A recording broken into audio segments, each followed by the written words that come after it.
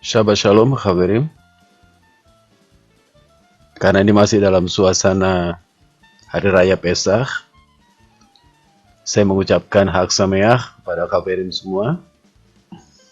Baruchim Abaim, selamat datang di dalam pembahasan parasa mingguan. Parasa kali ini, Khabarim, ini masih berhubungan dengan Pesach, karena kita masih ada di dalam 7 Hari Raya Hamatzot. Jadi, parasa kita masih ada hubungannya dengan Pesach. Dan kali ini, Khabarim, kita akan masuk di dalam pembahasan parasa yang berhubungan dengan Pesach. Mari kita mengucapkan berkat sebelum kita memulai pembahasan ini. Baruch ata Adonai Eloheinu melech haolam, asher kitsanu b'mitzvotav v'tzivanu la'asok b'divrei Torah. Diberkatilah Engkau, Adonai Elohim kami, Raja alam semesta, yang menguduskan kami dengan perintah-perintahnya dan yang memerintahkan kami untuk menempatkan diri kami di dalam pembelajaran Torah. Di dalam merit dari Masiah kita Yeshua, kita katakan amin. Khabarim, judul pembahasan parasa pada saat ini adalah Fear and Faith, yang diambil dari Exodus atau Keluaran 13 ayat 17 sampai 15 ayat 26. Namun pada kesempatan ini, Khabarim, ayat yang akan kita bahas saya ambil dari Shemot 14 ayat 31. Keluaran 14 ayat 31 yang berbunyi demikian, Vayar Israel et hayat hagadola, asher asa Adonai b'Mitzrayim, vayir'u ha'am et Adonai vayaminu ba'Adonai uv'Moshe avdo. Ketika dilihat oleh orang Israel betapa besarnya perbuatan yang dilakukan Hashem terhadap orang Mesir, maka takutlah bangsa itu kepada Hashem. Dan mereka percaya kepada Hashem dan kepada Mose, hambanya. Kita sama-sama memahami bahwa ayat ini muncul, Khabarim, setelah bangsa Israel berhasil menyeberangi Laut Suf. Itu adalah waktu-waktu yang sangat menakutkan dan menegangkan bagi bangsa Israel. Karena itu adalah kali pertama ketika mereka keluar dari Mesir dan mereka dikejar oleh pasukan Firaun. Kita bisa membayangkan ini adalah suasana yang sangat mencekam, yang sangat menakutkan bagi bangsa Israel. Khabarim, kita mau melihat sedikit gambaran tentang bangsa Israel pada saat itu. Di ayat sebelumnya, Khabarim, di Shemot atau Keluaran 14 ayat 10 dan 12, dikatakan ketika Fir'aun telah dekat, orang Israel menoleh, maka tampaklah orang Mesir bergerak menyusul mereka. Lalu sangat ketakutanlah orang Israel. Dan mereka berseru-seru kepada Hashem. Dan mereka berkata kepada Mose, apakah karena tidak ada kuburan di Mesir, maka engkau membawa kami untuk mati di padang gurun ini? Apakah yang kau perbuat ini terhadap kami dengan membawa kami keluar dari Mesir? Kita bisa melihat ketakutan yang dialami oleh bangsa Israel pada saat itu. Bahkan di kalimat selanjutnya Khabarim berkatakan, bukankah ini telah kami katakan kepadamu di Mesir? Janganlah mengganggu kami dan biarlah kami bekerja pada orang Mesir.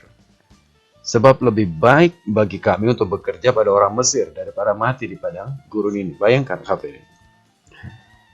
Ini ucapan yang keluar dari mulut bangsa Israel yang keluar dari Mesir pada saat itu. Kita bisa melihat bahwa ketika bangsa Israel keluar dari Mesir pun, mereka masih memiliki karakter yang belum sepenuhnya tunduk atau percaya kepada Hashem Elohim mereka. Mereka mengucapkan perkataan yang tidak pantas terhadap Moshe, pemimpin mereka. Mereka mengucapkan perkataan yang tidak pantas bahkan kepada Hashem sendiri.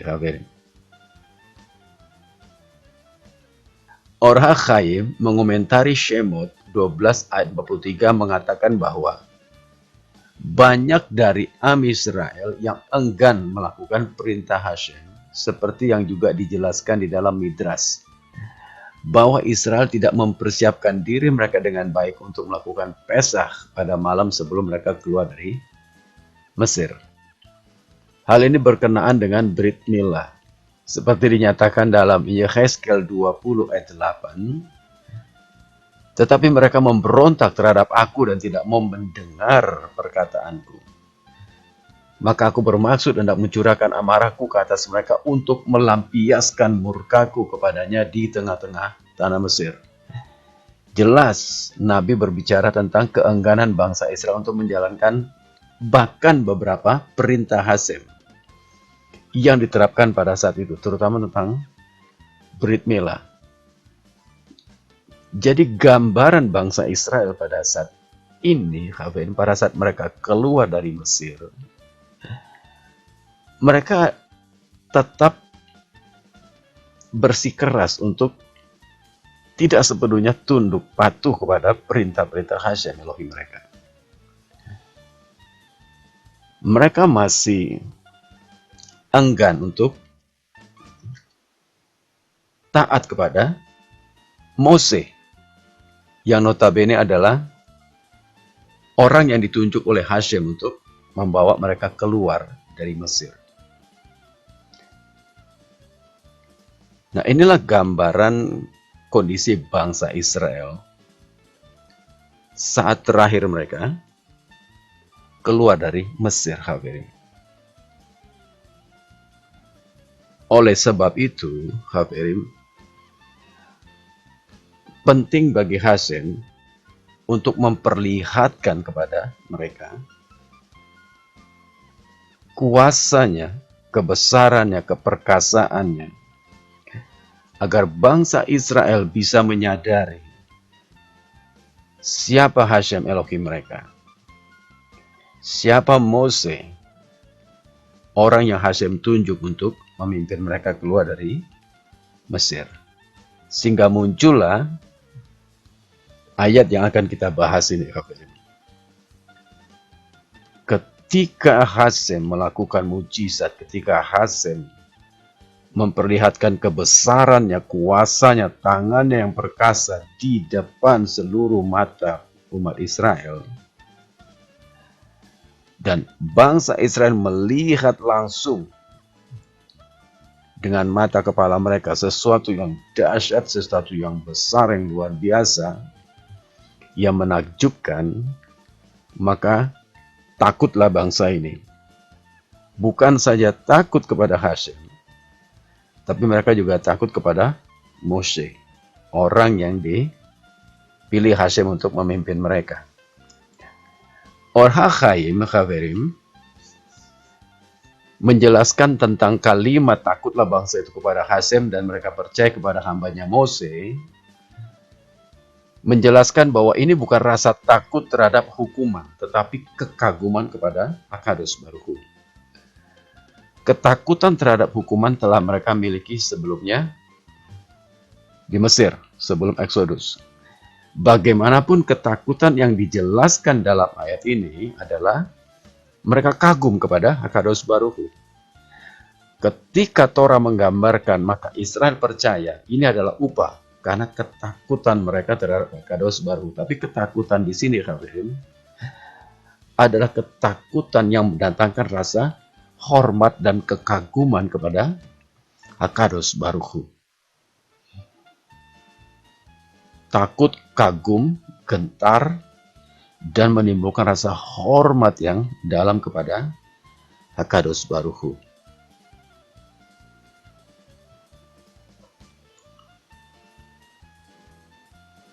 Rabbeinu Bahya memberikan komentarinya demikian.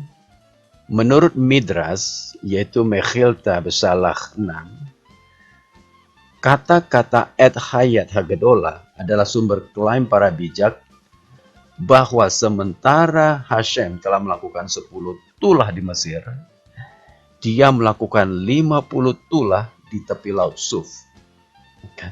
Ini juga pendapat dari Rabbi Yossi Hagelili yang disebutkan dalam Haggadah Shel Pesach. Jadi kita belum lama melaksanakan Seder Pesach Haverim, dan di dalam Haggadah kita juga dijelaskan tentang mujizat yang dilakukan Hashem di Laut Suf itu lebih besar, lebih banyak dari apa yang Hashem lakukan di tanah Mesir sendiri.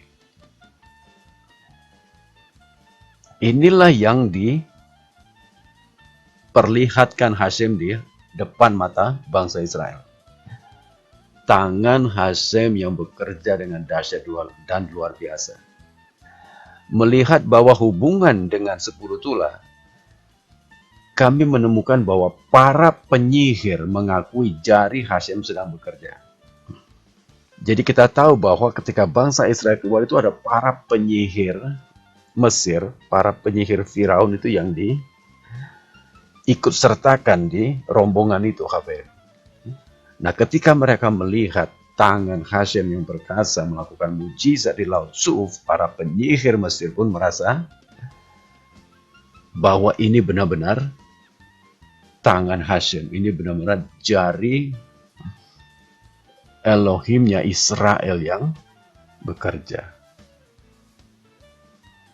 Ini penting, Hafirin, ya. Pengakuan ahli-ahli sihir para penyihir Mesir terhadap eksistensi keberadaan dari Hashem Elohim Israel yang dahsyat ajaib itu penting, Hafirin. Ya, sehingga bangsa Israel bisa menyadari akan keberadaan atau eksistensi dari Hashem Elohim mereka, dan mereka kagum, mereka percaya, mereka takut, gentar, hormat kepada Hashem Elohim mereka. Selanjutnya Rabbeinu Bahya menjelaskan dari pendekatan kabalistik. Mengatakan demikian, untuk kata Et Hayat Hagadola, ini adalah referensi ke huruf kedua dari tetagram nama Hashem, Yod Ke, Vav Ke. Huruf keduanya itu adalah He.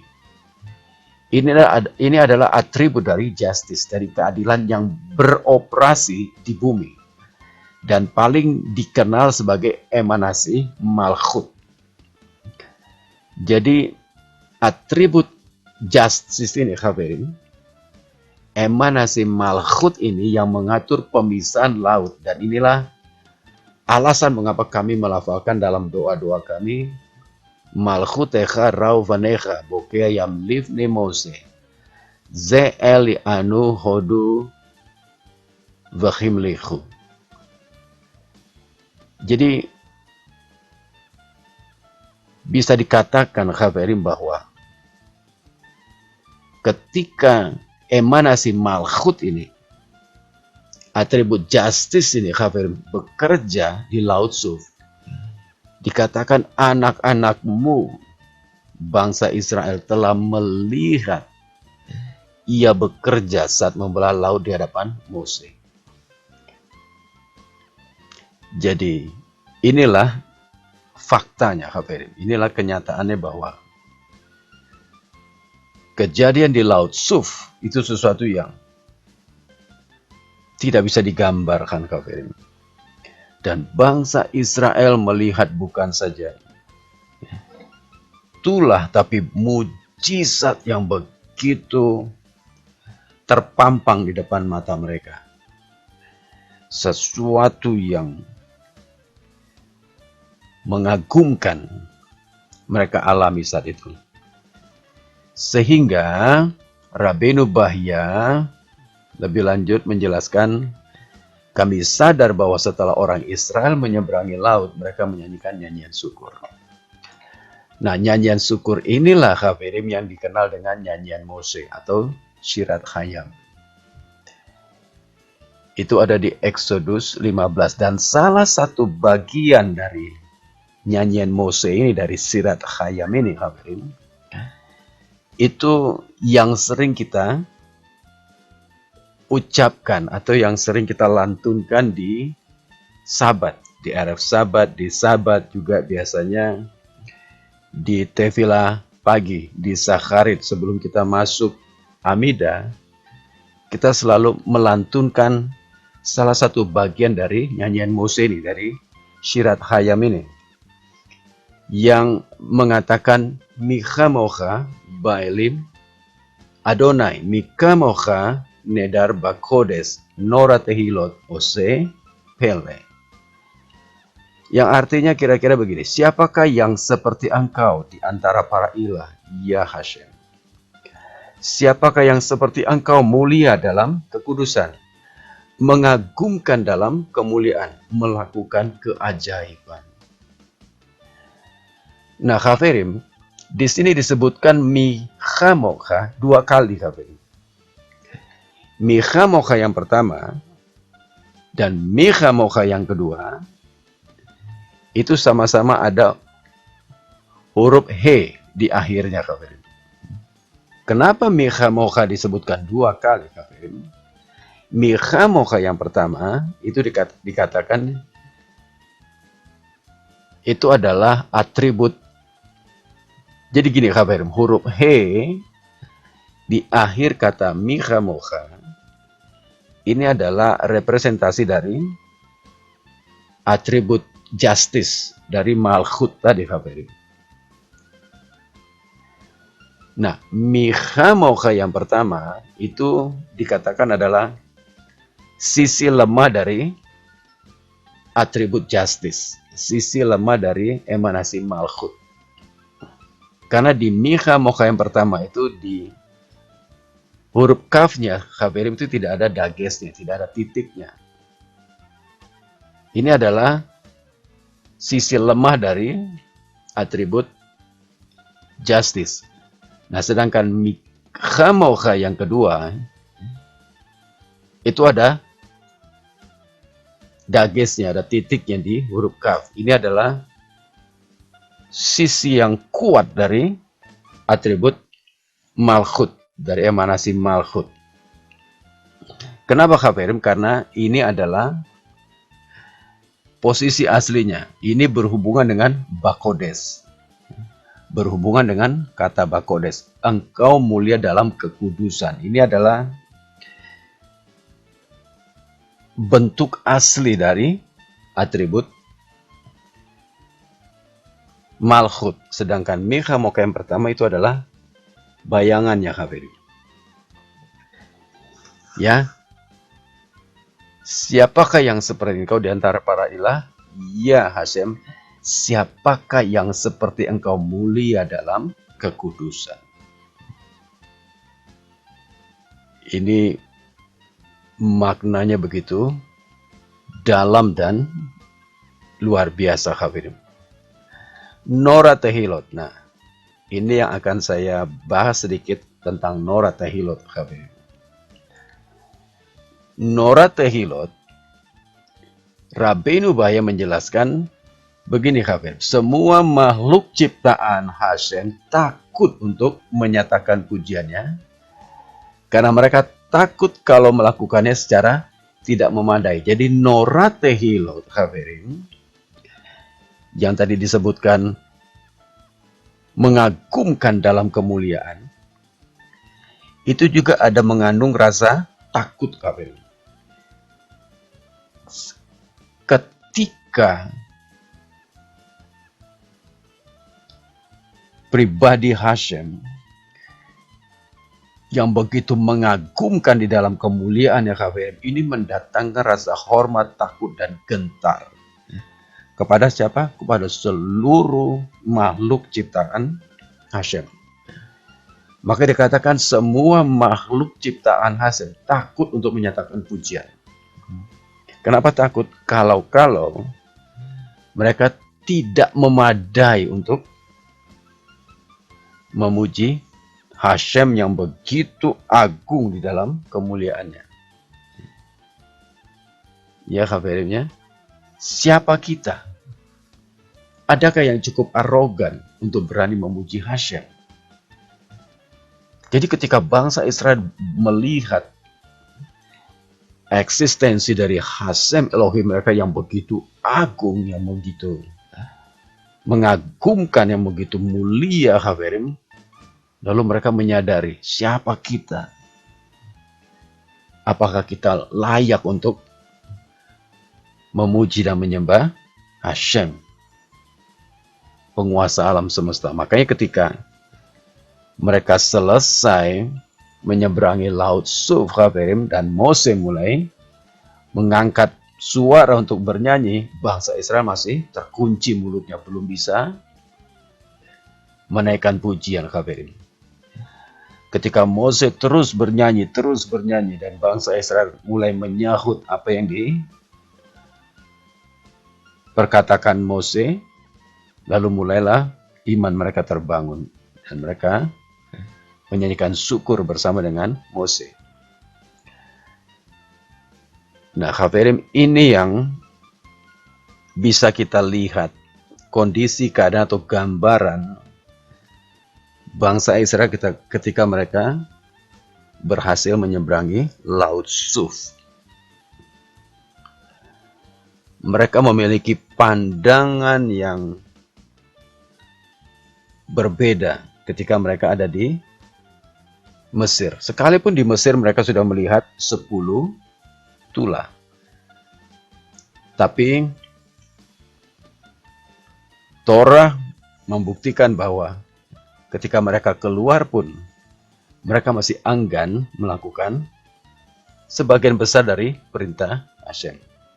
Tetapi ketika mereka melihat apa yang terjadi sepanjang mereka menyeberangi Laut Suf, mereka mengagumi dan mengagungkan Hashem Elohim mereka. Bahkan mereka takut dan gentar. Bukan saja kepada Hashem, tapi juga kepada Mose.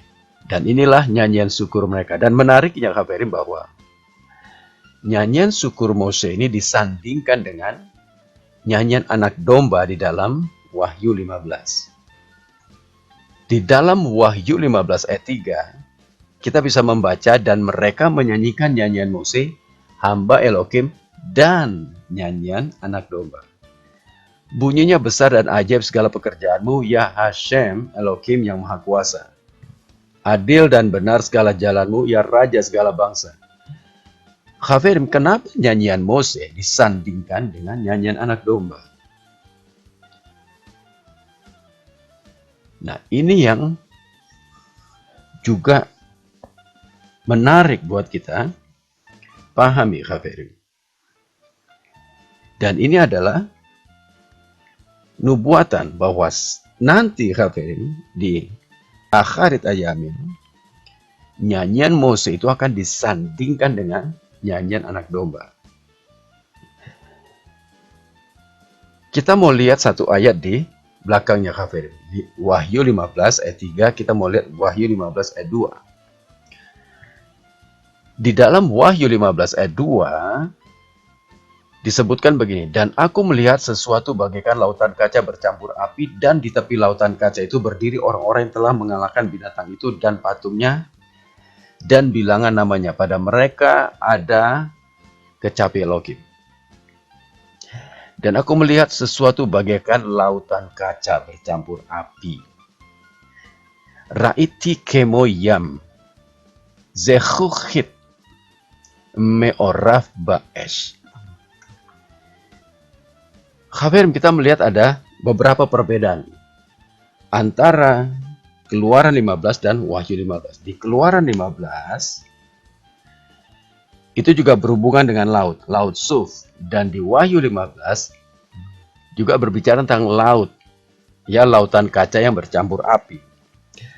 Di Keluaran 15 berbicara tentang bangsa Israel yang menang, berhasil melewati Laut Suf. Di Wahyu 15 juga berbicara tentang orang-orang yang menang, yang berhasil menyeberangi laut kaca yang bercampur api.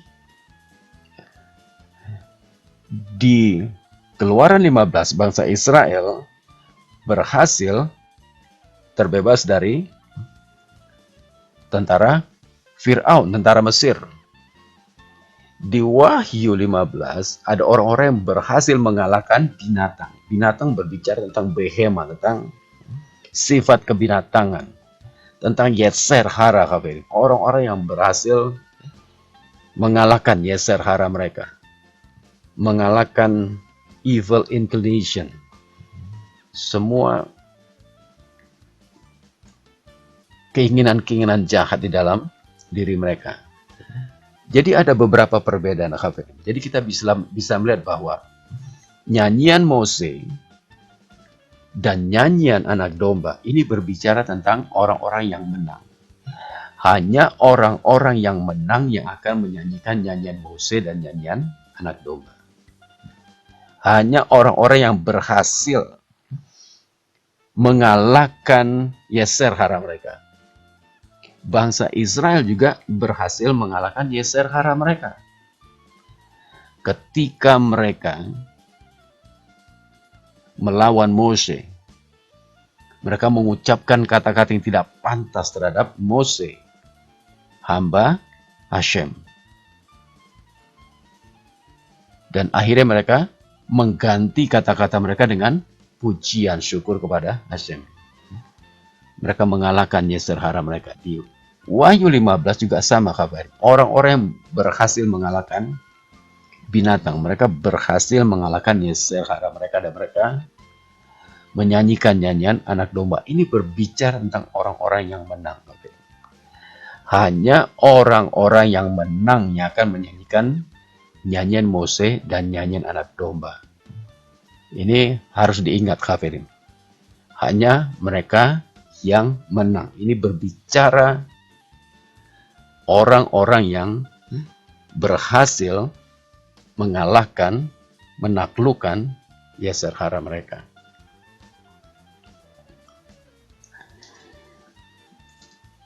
Lebih lanjut, Rabbeinu Bachya memberikan penjelasan. Nachmanides menulis dalam komentarnya tentang ayat ini sebagai berikut. Menurut Derech HaEmet, kita harus menyimpulkan bahwa apa yang dikenal sebagai Hayat Hagadola telah diturunkan kepada orang Israel ketika mereka berada di Laut Suf. Ini adalah referensi untuk manifestasi atribut Hashem dari justice, yang emanasi Malchut tadi kabar, yang bekerja melawan Mesir. Ungkapannya tidak berbeda dengan Ulangan 4 ayat 36 yang berbunyi, di bumi dia telah menunjukkan kepadamu apinya yang besar. Nah, apinya yang besar ini kabar, ini mengacu pada tangan kanannya yang menghancurkan musuh. Pada saat itu api ini dideskripsikan sebagai lengannya Hashem, tangannya Hashem, yang ditulis oleh Nabi Yesayahu di dalam Yesaya 51 ayat 9. Uri uri lizufi os zeroa Adonai. Bangunlah, bangunlah, kenakanlah kekuatan lenganmu ya Hashem. Bukankah engkau yang mengeringkan laut? Tidak ada yang tersembunyi bagimu. Namun kafirin, kita lihat ini mengacu pada tangan kanannya Hashem. Sekarang pertanyaannya, siapa yang ada di sebelah kanannya Hashem? Siapa yang berdiri di sebelah kanannya Hashem? Siapa dia di tangan kanannya Hashem? Dan kita tahu kafirin, ini adalah anak manusia. Ini adalah anak manusia, ini adalah Masiah sendiri yang berdiri di sebelah kanannya Hashem. Yang merupakan tangan kanannya Hashem, yang melakukan perkara-perkara besar, mujizat yang luar biasa. Ini tidak lain dan tidak bukan adalah anak manusia, Masiah sendiri, hadirin. Oleh sebab itu, hadirin, saya ingin memberikan beberapa sedikit saja perbandingan supaya hadirin bisa melihat perbandingan antara apa yang dikerjakan oleh Hashem dengan apa yang dikerjakan oleh Masiah. Yeshua Rabbeinu juga melakukan perkara-perkara besar dan ajaib dengan tangannya. Sebenarnya banyak contoh hadirin, tapi saya ambil dua saja. Yang pertama itu mencelikan mata yang buta. Kita bisa melihat di dalam Markus 8 ayat 23. Yeshua memegang tangan orang buta itu dan membawa dia keluar kampung. Lalu ia meludahi mata orang itu dan meletakkan tangan di atasnya dan orang itu sembuh. Kita juga bisa melihat di dalam Markus 9 ayat 27. Yeshua membangkitkan orang mati. Tetapi Yeshua memegang tangan anak itu dan membangunkannya. Lalu ia bangkit berdiri. Jadi Yeshua Rabbeinu juga melakukan banyak perbuatan ajaib dengan tangannya. Bahkan Yeshua juga melakukan perkara-perkara besar dan ajaib dengan perkataannya. Pertama, melalui perkataannya, dia mengusir roh-roh jahat. Markus 1 ayat 25. Tetapi Yeshua menghardiknya, katanya, diam, keluarlah daripadanya. Juga kita bisa lihat di Markus 5 ayat 8, Markus 9 ayat 25, Lukas 8 ayat 2, Lukas 9 ayat 42. Bagaimana Yeshua Rabbeinu dengan perkataannya dia menghardik roh-roh jahat.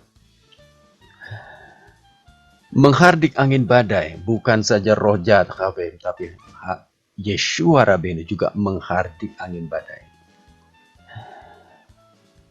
Ia pun bangun, menghardik angin itu dan berkata kepada danau itu, diam, tenanglah. Lalu angin itu reda dan danau itu menjadi teduh sekali. Kita bisa lihat di dalam Markus 4 ayat 39, juga Lukas 8 ayat 24. Nah, hadirin, kita lihat perbandingannya, hadirin.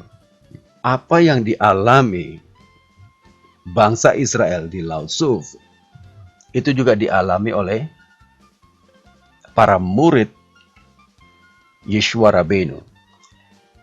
Dituliskan di dalam Markus 4 ayat 41, mereka menjadi sangat takut dan berkata seorang kepada yang lain, siapa gerangan orang ini sehingga angin dan danau pun taat kepadanya. Jadi ini ceritanya setelah Yeshua Rabbeinu menghardik angin dan danau, dan menjadi tenang. Ini reaksi dari para murid. Lihat, hadirin, bahasa Ibraninya sama seperti yang ditulis ketika bangsa Israel berada di Laut Suf. Hem yar'u yir'eh. Saya ulangi. Hem yar'u yir'ah gedola. Kata yir'ah gedola ini, hadirin, ini tidak saja berarti sangat takut, tapi ini juga memiliki makna kagum. Kagum, hormat, sehingga mendatangkan ketakutan dan kegentaran. Bayangkan, hadirin, ini adalah hal yang baru dialami oleh murid-murid. Bayangkan seorang manusia biasa, dia hanya berkata kepada angin, diam, tenanglah. Angin yang begitu berkecamuk, danau yang begitu berombak, hadirin, itu tenang seketika. Tanpa tunggu waktu. Pada saat itu juga angin menjadi tenang, danau menjadi tenang. Ini sesuatu yang baru mereka saksikan dengan mata kepala mereka. Sehingga mereka merasa apa? Kagum. Rasa kagum itu kafir, itu mendatangkan rasa hormat, takut, dan gentar kepada Yeshua Rabbeinu. Rasa takut dan kagum yang dialami oleh murid-murid di Danau Galilea sama seperti yang dialami oleh seluruh umat Israel setelah mereka menyeberangi Laut Suf. Kita lihat perbandingan ya kafir. Ya, Hashem memperlihatkan kuasanya atas Laut Suf, Yeshua memperlihatkan kuasanya atas Danau Galilea. Jadi kita tahu siapa itu tangan kanannya, siapa yang berdiri di sebelah kanannya Hashem. Siapa tangan kanannya yang melakukan perkara yang besar. Dan perkara-perkara itu kafir, mirip, sama. Yang dilakukannya mirip, sama, dan hasilnya juga, dampaknya juga sama kafir. Ketika bangsa Israel kagum, takut, dan gentar, murid-murid juga kagum, takut, dan gentar, hormat kepada Hashem Elohim. Iya kafir, mari sekarang kita mau lihat benang merahnya. Kita mau lihat konteksnya ini dengan Torah kafir.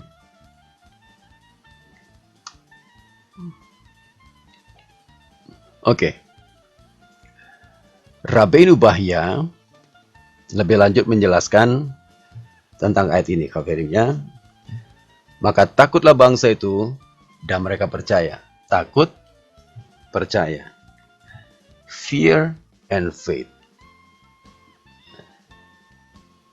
Ini yang menjadi topik kita kafir. Ya, jadi fear and faith ini dari ayat ini.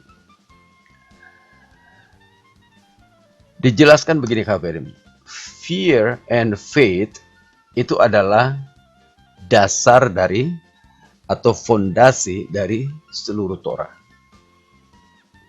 Sekali lagi, fear and faith, rasa takut dan percaya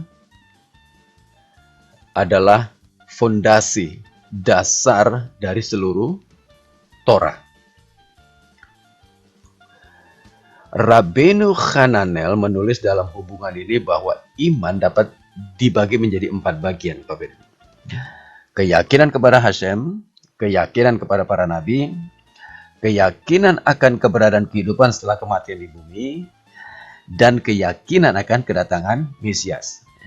Jadi emunah itu khafirim, percaya itu bisa dibagi menjadi 4 bagian. Kalau seseorang percaya kepada Hashem, dia juga harus percaya kepada para nabi yang berbicara atas nama Hashem. Kalau seseorang percaya kepada Hashem, dia juga harus percaya kehidupan setelah kebangkitan. Kehidupan setelah kematian, kebangkitan orang mati. Saya ulangi, jika seseorang percaya kepada Hashem, dia juga harus percaya tentang kehidupan setelah kematian, kebangkitan orang mati. Ketika seseorang percaya kepada Hashem, dia juga harus percaya, harus yakin akan kedatangan Mesias. Ini adalah fondasi dari seluruh Torah kafir. Percaya kepada Hashem, percaya kepada para nabi, percaya tentang kebangkitan orang mati. Ya kafirim ya. Dan percaya akan kedatangan Mesias. Lengkap nih kafirim. Lebih jauh dikatakan siapapun yang tidak percaya pada fondasi Yudaism ini, kafirim, mereka termasuk dalam kelompok orang yang Elifas katakan dalam Ayub 15 ayat 22. Jadi Elifas ini adalah temannya Ayub. Kalau kafirim membaca kitab Ayub, kafirim akan mendapatkan seseorang yang bernama Elifas. Ini temannya Ayub. Nah, Elifas katakan di dalam Ayub 15 ayat 22, ia tidak percaya bahwa ia akan kembali dari kegelapan. Ia sudah ditentukan untuk dimakan pedang. Jadi mereka yang tidak percaya fondasi Yudaism ini, Khaverim, dikatakan mereka tidak akan ambil bagian di dalam kehidupan di olam haba, di dunia yang akan datang. Bahkan jangankan olam haba, jangankan dunia akan datang, mereka tidak akan bisa mencapai geula, tidak akan bisa mencapai penebusan, Khaverim. Sampai di sini saya harap Khaverim bisa menangkap, bisa memahami apa yang sudah kita bahas ini, Khaverim, ya. Jadi jika seseorang ingin mencapai redemption, ingin mencapai geula, ingin mencapai penebusan, Khaverim, dia harus percaya kepada fondasi Yudaism ini, fear and faith. Rasa takut dan keyakinan kepada Hashem, kepada para nabi, pada kebangkitan orang mati, kepada kedatangan Mesias. Nah, sekarang kita mau lihat hubungannya dengan Torah, Khaverim.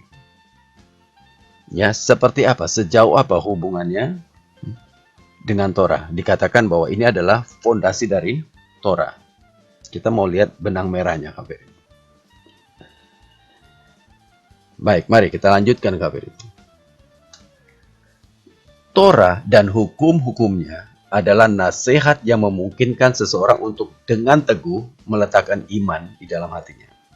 Saya ulangi. Torah dan hukum-hukumnya adalah nasihat yang memungkinkan seorang untuk dengan teguh meletakkan iman di dalam hatinya.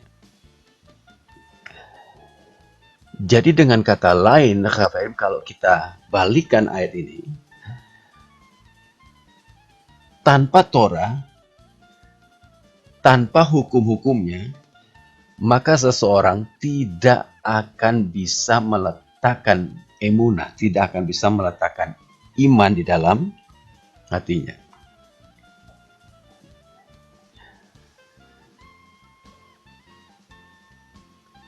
Karena hanya Torah dan hukum-hukumnya yang memungkinkan seseorang meletakkan iman, bahkan dengan teguh. Mari kita lihat penjelasannya, Khaverim. Zohar di dalam Yitro 82b menyebutkan 613 perintah atau 613 mitzvot itu sebagai 613 nasihat. Jadi Zohar memberikan sebutan lain. Jadi ada dua sebutan di sini, Khaverim. Ada perintah, ada nasihat. Nah, apa yang berhubungan dengan perintah? Ya, apa hubungannya 613 perintah? Perhatikan, Khaverim. Perhatikan, apa sesungguhnya yang disarani oleh perintah? Karena, perhatikan, cinta kepada Hashem, takut kepada Hashem, iman kepada Hashem, percaya kepada Hashem, itu semua sudah ada di dalam Torah. Sudah terkandung di dalam Torah. Saya ulangi, Khaverim. Cinta akan Hashem, takut kepada Hashem, iman kepada Hashem, percaya kepada Hashem, hormat kepada Hashem, gentar kepada Hashem, kagum kepada Hashem, itu semuanya sudah terkandung di dalam Torah. Jadi kalau kita ibaratkan Torah ini seperti kapsul, seperti obat, maka semua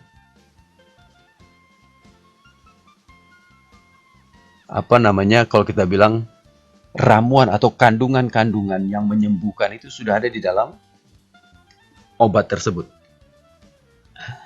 Ya, jadi seperti bahan untuk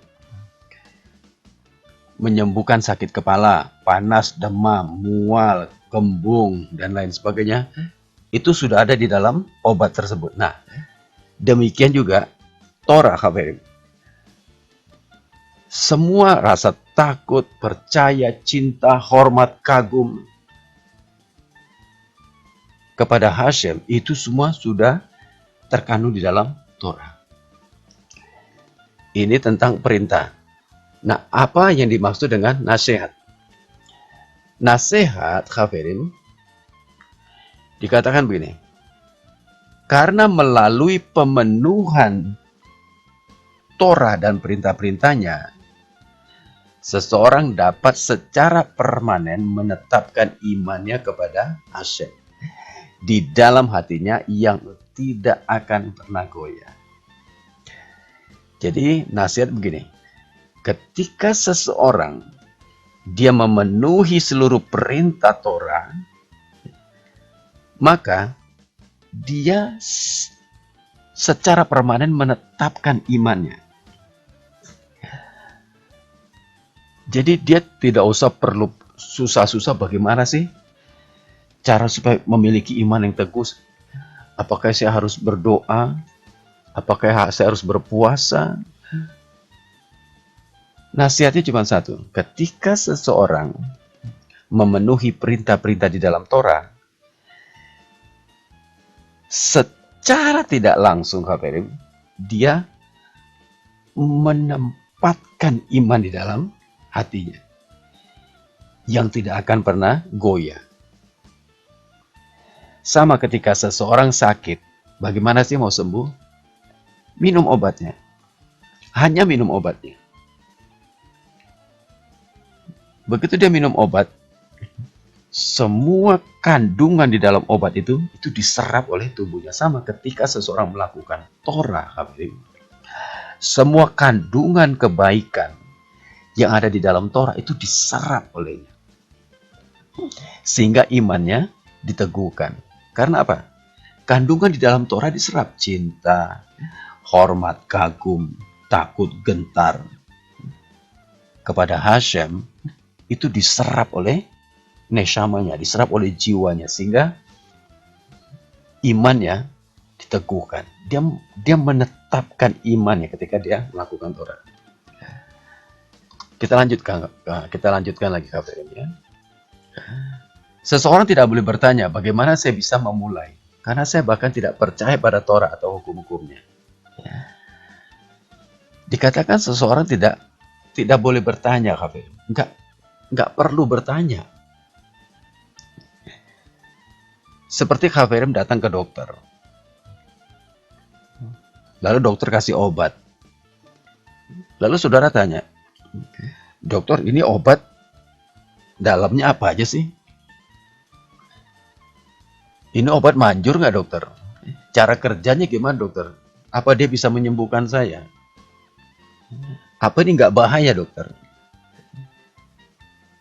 Kalau Khafirin, kalau saudara ke dokter, lalu saudara cerewet seperti itu, ya dokter nggak akan paksakan saudara. Dokter akan katakan, kalau saudara nggak mau minum, ya nggak apa-apa. Saudara bisa cari dokter lain. Nah, terhadap Torah sama, Khafirin. Kita nggak perlu tanya seperti apa.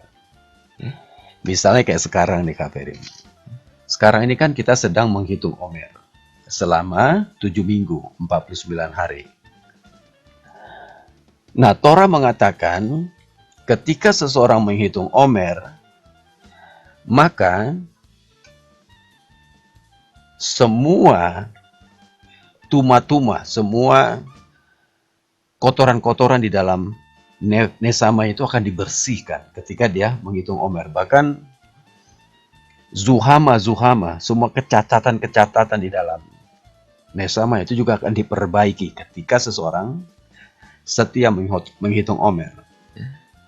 Nah, kita nggak boleh tanya, Khafirin, bagaimana mungkin hanya dengan menghitung Omer bisa membersihkan semua tuma-tuma di dalam nesama kita? Bisa memperbaiki zuhama, kecacatan di dalam nesama kita. Bagaimana mungkin? Gimana cara kerjanya? Nggak perlu tanya, Khafirin. Maka dijelaskan, untuk alasan inilah Hashem memberikan Torah dan perintah-perintah positif dan negatif kepada Israel, sehingga dengan hanya memenuhinya, sekali lagi, dengan hanya memenuhinya, dengan semua pakaian hukum, dia akan menaruh iman di dalam hatinya.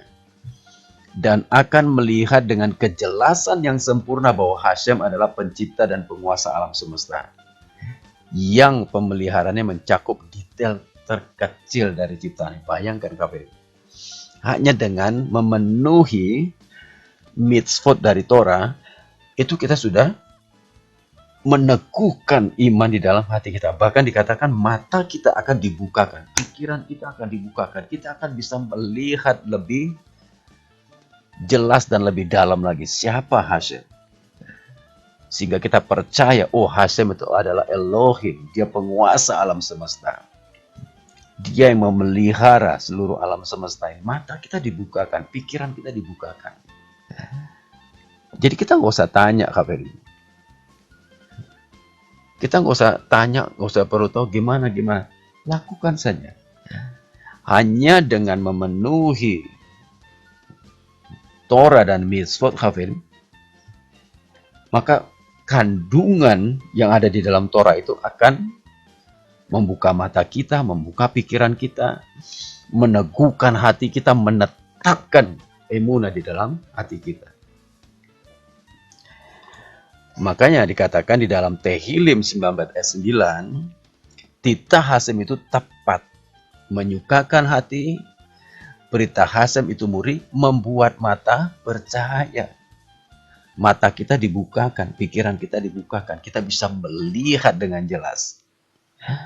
Bahkan sampai jauh ke dalam Torah itu sendiri kita bisa melihat KPD.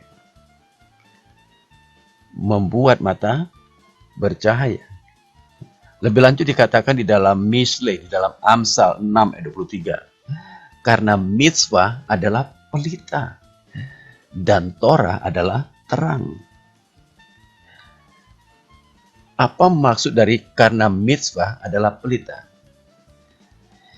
Shemirat Halason menjelaskan begini, siapapun yang melakukan mitzvah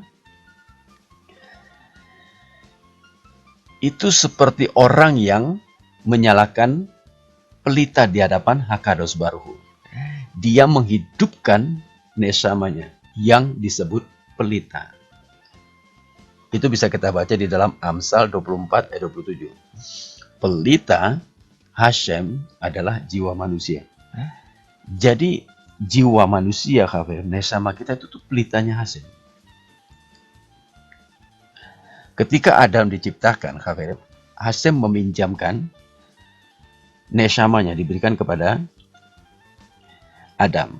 Itulah pelitanya Hashem. Dan Hashem ingin pelita itu menyala. Hashem mau bahwa nesama itu nyala, nggak boleh padam. Nah, bagaimana supaya nesama itu nyala? Ya dinyalakan pelitanya. Nah, bagaimana kita menyalakannya? Lakukan Torah, lakukan mitzvah. Ketika seseorang melakukan mitzvah, dia menyalakan pelitanya. Dia menyalakan nesamanya.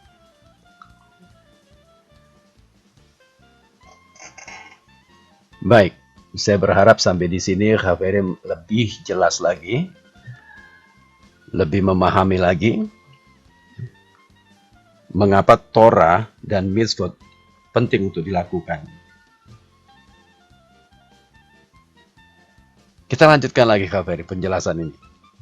Dan semakin seseorang menerima dan membangun pagar di sekitar hukum tersebut, nah saya berhenti sampai di sini.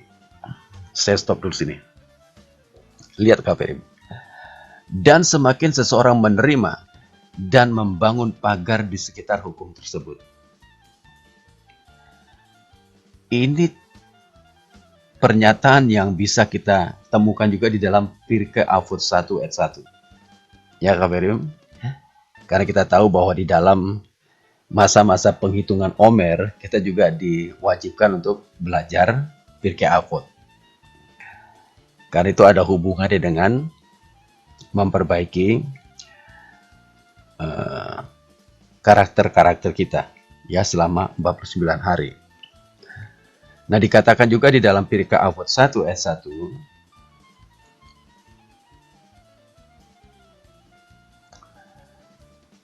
dikatakan ambillah banyak talmidim ya, angkat banyak talmid, angkat banyak murid, dan bangun pagar di sekitar Torah. Maksudnya apa kabar ini? Ini penting ketika kita melakukan Torah, ketika kita memenuhi perintah dari Torah dan mitzvot kabar itu juga mesti ada pagarnya. Mesti ada batasannya kabar ini. Sama seperti kita minum obat kabar. Kalau kita umpamakan tadi ya, kabarin Torah itu dengan obat. Sama. Ketika dokter memberikan kita obat, dokter juga kasih aturannya. Ini setelah makan, ini sebelum makan, ini sehari 2 kali, ini sehari 3 kali. Ada aturannya. Sama kabarin. Ketika kita melakukan atau memenuhi perintah dari Torah dan mitzvot, itu juga ada aturannya. Nggak sembarangan kabarin. Kenapa kabarin? Karena Torah yang diberikan Hashem itu sesuatu yang divine, sesuatu yang rohani, sesuatu yang kudus. Itu sesuatu yang teratur, kafirin. Ketika kita melakukannya secara baik, maka kita akan bisa menyerap semua yang baik dari Torah itu. Ini berbicara tentang kedisiplinan, kawan.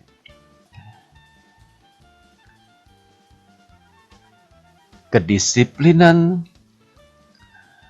di dalam kita percaya kepada Hashem. Kedisiplinan di dalam kita melakukan perintah-perintahnya Hashem. Supaya apa, kawan? Supaya semuanya mendatangkan kebaikan.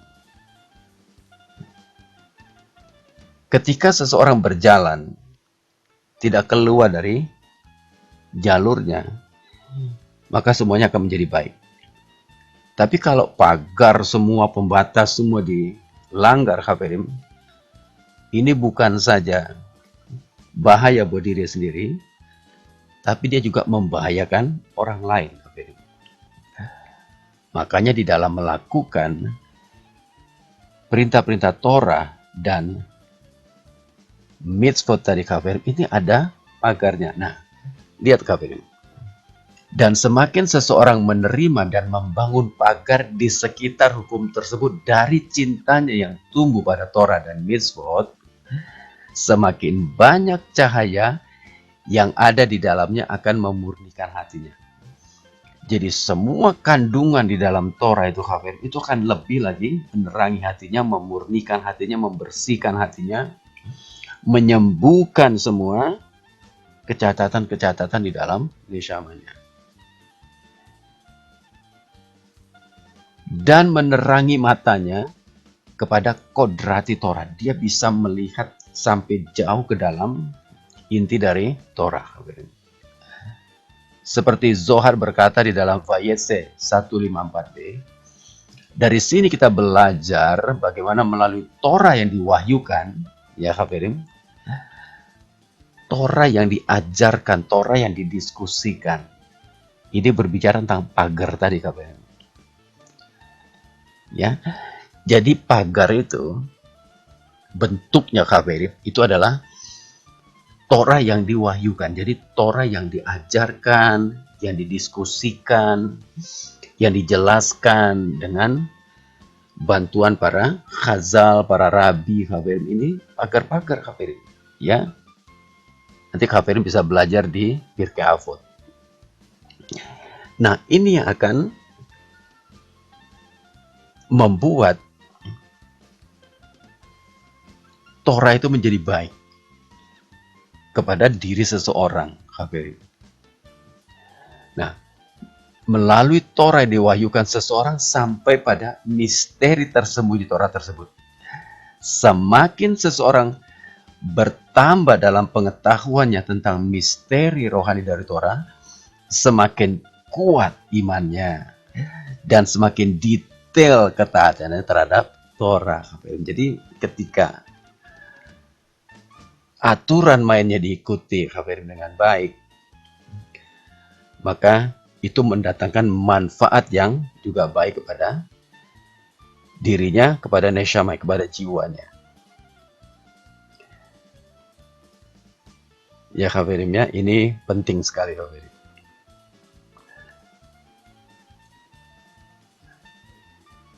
Nah, mari kita lanjutkan dengan melihat Devarim, ulangan 32 ayat 47. Ini adalah perkataan Mose kepada bangsa Israel, di mana Mose katakan begini. Sebab perkataan ini bukanlah perkataan hampa bagimu, tetapi inilah hidupmu. Dan dengan perkataan ini akan lanjut umurmu di tanah kemana kamu pergi menyeberangi sungai Yordan untuk mendudukinya. Perhatikan Khafirim. Mose katakan kepada bangsa Israel, perkataan ini, ya perkataan Torah, bukanlah perkataan hampa bagimu. Nah, sekarang Khafirim sudah sadar, sudah memahami bahwa Torah itu bukan sesuatu yang hampa Khafirim. Kita tahu bahwa di dalam Torah itu banyak kandungan-kandungan yang baik, yang rohani, yang murni, yang bisa kita serap dari dalamnya. Maka dikatakan lo davar rekhu mikem, bukan perkataan hampa, tapi inilah hidupmu. Ketika kita melakukan Torah, kita menyerap semua yang ada di dalam kandungan Torah. Semua yang rohani, semua yang baik. Shemirat Halason menjelaskan demikian. Karena sama seperti tubuh, ada kehidupan di setiap anggota tubuh. Jadi kita tahu Khafirim, kehidupan itu ada di seluruh tubuh kita. Sampai ke ujung-ujung jari kita, ujung-ujung kuku, ujung rambut itu semua ada kehidupan. Dan semua anggota tubuh dibutuhkan olehnya. Ya, jadi semua anggota tubuh ini Khafirim, itu dibutuhkan oleh kehidupan tadi. Ya, jadi kehidupan ini Khafirim, aliran-aliran kehidupan itu ada di tubuh kita. Ya, dan seluruh anggota tubuh ini Khafirim, yang memerlukan hal itu. Kalau tangan dilepaskan dari tubuh, dia lama-lama akan mati, akan busuk. Ketika tangan itu bersatu dengan tubuh, dia hidup. Begitupun dalam setiap mitzvah, dalam setiap perintah Torah, itu juga ada kehidupan untuk neshama manusia, untuk jiwa manusia. Dan semua mitzvot dibutuhkan olehnya. Jadi, neshama kita itu memerlukan mitzvot. Ya, yang merupakan kehidupan bagi neshama kita. Jadi bukan 1-2 mitzvot. Semuanya Khafirim. Kita tidak memilih-milih mitzvah yang mana yang dilakukan, mana yang tidak. Semuanya diperlukan oleh neshama kita. Ya, Khafirim ya. Jadi sama seperti tubuh tadi. Jadi kalau mitzvah itu Khafirim dipisahkan dari neshama, ya neshamanya mati.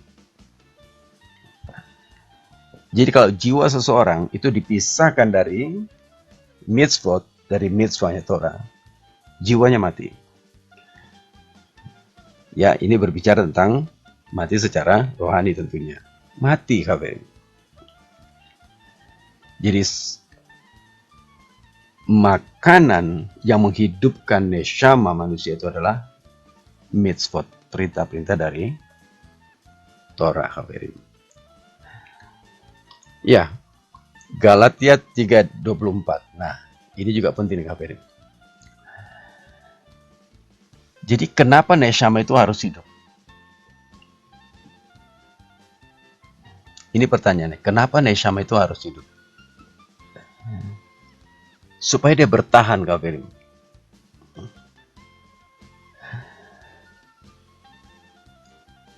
Ketika Hashem meletakkan neshama di dalam tubuh seseorang, itu ada purpose-nya, ada tujuannya Khafirim. Apa tujuannya? Tujuannya supaya neshama ini dia bisa mencapai garis akhir. Dia bisa mencapai redemption, geula, dan selanjutnya dia akan disempurnakan oleh Mesias. Kalau neshama ini tidak mencapai redemption, tidak mencapai geula, Hafirim, maka tujuan Hashem meletakkan dia di dalam manusia tidak tercapai. Makanya neshama ini harus hidup, harus kuat, harus bertahan sampai kedatangan Mesias. Sampai dia disempurnakan oleh Mesias.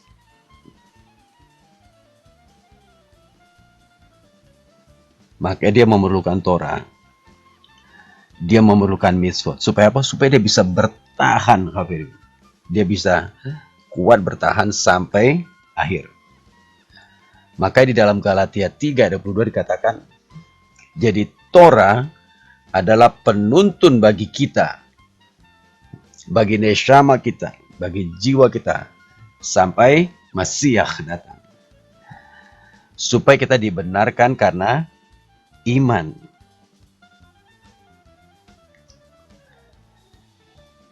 Jadi Hafirim, Torah itu sangat diperlukan oleh neshama kita. Supaya apa? Supaya dia bertahan, dia kuat sampai kedatangan Masiah dan dia akan disempurnakan. Iya, Hafirim. Jadi kita bisa lihat di sini beberapa hubungan. Mulai dari bangsa Israel keluar dari tanah Mesir, Hafirim, sampai perjalanan neshama mencapai garis akhir, mencapai redemption, Hafirim. Memerlukan perjuangan, memerlukan ketaatan, memerlukan bimbingan, tuntunan, memerlukan sesuatu yang memampukan dia untuk bertahan sampai ke garis akhir, Hafirim. Ya. Nah, oleh sebab itu, Hafirim, saya mengulang kembali apa yang pernah diberikan, karena ada hal-hal yang sangat penting harus kita ulangi kembali, Hafirim, supaya Hafirim semakin diteguhkan, semakin bisa melihat lebih jelas lagi hal-hal yang pernah kita ketahui. Siapapun yang percaya kepada Mose, ia juga harus percaya kepada Masiah. Maka tadi kita lihat kenapa ada hubungan antara Mose dan Masiah. Kenapa nyanyian Mose disandingkan dengan nyanyian anak domba, nyanyian Masiah. Ya. Jadi seseorang yang percaya kepada Mose, dia harus percaya kepada Masiah. Ayatnya ada di Yohanan 5:46. Dikatakan, sebab jikalau kamu percaya kepada Mose, ilu heemantem le Moshe, tentu kamu akan percaya juga kepadaku, sebab ia telah menulis tentang aku. Ini ayatnya, Hafirin, ya. Nah, Hamasiah itu memiliki gematria 363. Ini sama dengan Moshe Chai. Moshe is alive. Ya, kita lihat Hafirin. Hamasiah itu adalah Moshe is alive. Maka kita selalu ingatkan terus, Hafirin, ketika kita belajar Torah, tujuannya adalah supaya kita bisa menemukan Mesias yang koser di dalam kita belajar Torah. Hafirin, apa sih hubungan antara Mose dan Masiah di sini, Kak. Kenapa kembali ini diungkapkan kembali tentang Masiah dan Mose? Nah, melihat dari pembahasan hari ini, Kak Pering, maka saya mau menekankan kembali tentang visi dan misi dari Mose dan Masiah ini, Kak Pering. Bahwa mereka mempunyai satu misi yang penting, suatu misi yang sangat berharga buat umat manusia. Kalau kita melihat Mose, Hafirin, dia mempunyai misi untuk membawa bangsa Israel bukan saja keluar dari Mesir, tapi masuk ke tanah perjanjian. Sebab di tanah perjanjian itu berbicara tentang kesempurnaan di atas bumi, di bumi ini, Hafirin. Ketika bangsa Israel berhasil masuk ke tanah Kanaan, maka mereka, atau tanah perjanjian, maka mereka bisa melakukan seluruh mitzvot dalam Torah. Kalau mereka di padang gurun, kafirin, mereka tidak bisa melakukan semua mitzvot. Karena ada beberapa mitzvot itu yang hanya bisa dilakukan di Eretz Israel. Jadi penting untuk membawa bangsa ini masuk ke tanah perjanjian. Makanya Mose katakan kepada Hashem begini, Hashem, kalau engkau tidak mengampuni bangsa ini, hapuskan namaku dari kitab yang kau tulis. Sampai segitunya, kafirin. Pengorbanan Mose supaya bangsa ini bisa sampai ke tanah perjanjian. Hashem, kalau engkau tidak berjalan di depan bangsa ini, jangan biarkan bangsa ini berangkat. Lihat, kafirin, ya. Ini passionnya Mose begitu besar atas bangsa Israel. Mose ingin bangsa Israel benar-benar bisa mencapai Eretz Israel, bisa mencapai tanah perjanjian. Nah, bagaimana dengan Masiah? Sama, kafirin. Kita lihat di dalam Efesus 5 ayat 25 dan 27. Sebagaimana Mesias telah mengasihi jemaat, sama seperti Mose mengasihi bangsa Israel, dan telah menyerahkan dirinya baginya. Sama, Mose katakan, Hashem, kalau engkau tidak mengampuni bangsa ini, hapus namaku. Ya, Mesias lebih lagi, kafirin. Mesias menyerahkan dirinya bagi jemaat. Supaya apa, kafirin? Supaya dengan demikian ia menempatkan jemaat di hadapan dirinya dengan cemerlang, tanpa cacat atau kerut, atau yang serupa dengan itu. Tetapi supaya jemaat kudus dan tidak bercacat. Ini berbicara tentang neshama yang terus dihidupi dengan Torah, dengan mitzvot, hadirin. Seperti pembahasan sebelumnya tadi. Jadi Masiah dan Mose, hadirin, ini memiliki passion yang besar. Supaya apa? Supaya umat manusia ini boleh ditempatkan di hadapan Hashem dengan baik, dengan indah, tanpa tumah, ya, tanpa zuhama, bersih. Karena apa? Karena mereka terus dibersihkan dengan melakukan Torah dan mitzvah. Nah, kalau saja Masiah dan Mose memiliki passion yang besar, bagaimana dengan kita, kafirin? Kalau benar-benar kafirin mengasihi jiwamu, jiwa yang sudah ditempatkan Hashem di dalam diri kita, supaya jiwa itu kuat bertahan, kafirin juga harus memiliki passion yang besar. Untuk apa, kafirin? untuk memiliki fondasi iman yang ada di dalam Torah ini, hadirin. Fear and faith.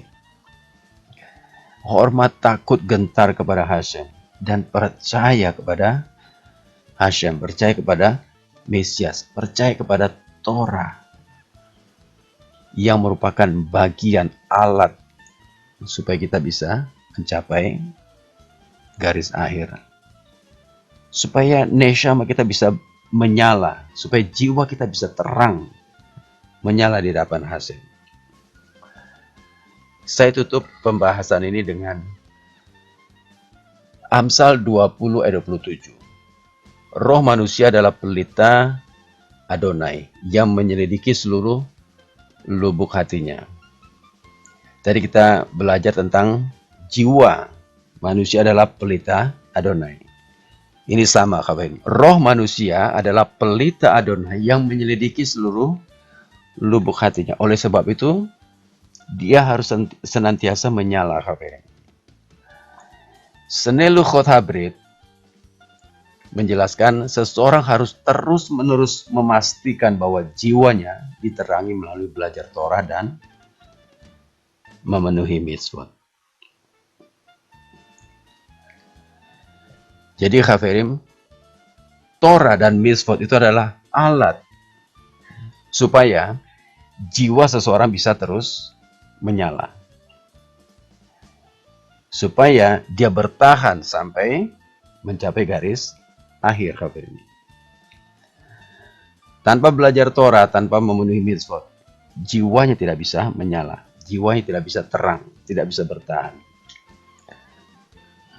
Oleh sebab itu, mari Haverim, mari kita terus-menerus memastikan bahwa jiwa kita senantiasa diterangi melalui belajar Torah dan memenuhi mitzvot. Kiranya pembahasan ini memberkati Haverim semuanya. Ini yang dapat saya berikan pada pembahasan kali ini. Dan kiranya selama masa-masa penghitungan Omer ini, Hashem memberikan kepada kita pemulihan-pemulihan, pembersihan-pembersihan, dan memperbaiki zuhama di dalam jiwa kita. Sehingga sepanjang kita menghitung Omer, kita mengalami banyak sekali pemulihan di dalam jiwa kita. Mari, Haverim, kita mau tutup pembahasan ini dengan mengucapkan berkat. Baruch atah Adonai Eloheinu melech haolam asher natan lanu Torat emet vechai olam nata betochenu. Baruch atah Adonai noten haTorah. Diberkatilah Engkau Adonai Elohim kami, Raja alam semesta, yang memberikan kepada kami Torah kebenaran dan memberikan hidup yang kekal di tengah-tengah kami. Diberkatilah Engkau Adonai Elohim kami, Sang Pemberi Torah. Di dalam meri dari Masiah kami Yeshua, kami berdoa dan bersyukur. Haleluya. Amin. Amin.